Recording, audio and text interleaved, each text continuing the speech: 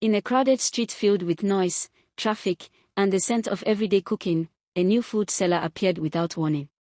Her stall was small, neatly arranged, and unusually clean. No one saw her arrive. No one knew her name.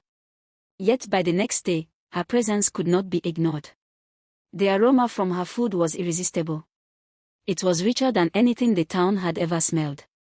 Thick, spicy, and strangely sweet at the same time. It pulled people in like a magnet. At first, only a few curious customers approached. They ate. And they returned.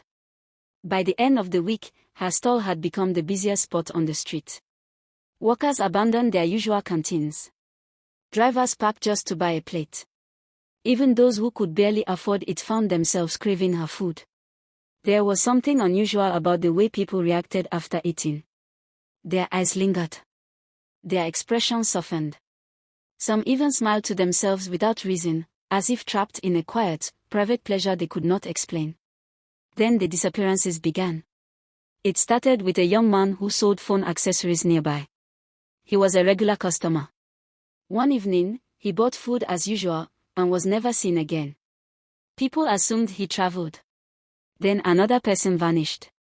And another. Each one had something in common.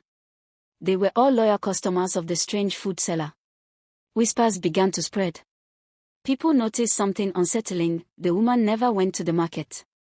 No one ever saw her buying ingredients. Her pots were always full, her meat always fresh, her fire always burning. Yet there were no supplies. One night, a group of young men decided to uncover the truth. They hid in the shadows after the street had emptied, watching her stall from a distance. Hours passed. The woman remained still, seated beside her pots. Then, slowly, she stood up. She looked around, and smiled.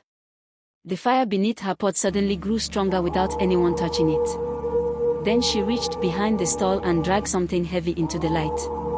The men strained their eyes. What they saw froze their blood. It was a human body. Lifeless. Still.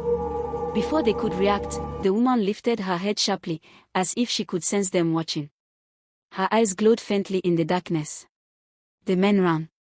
But the next day, they were nowhere to be found. Still, the food seller returned to her spot. The queue grew longer. The aroma became stronger. And somewhere inside her pot, something stirred.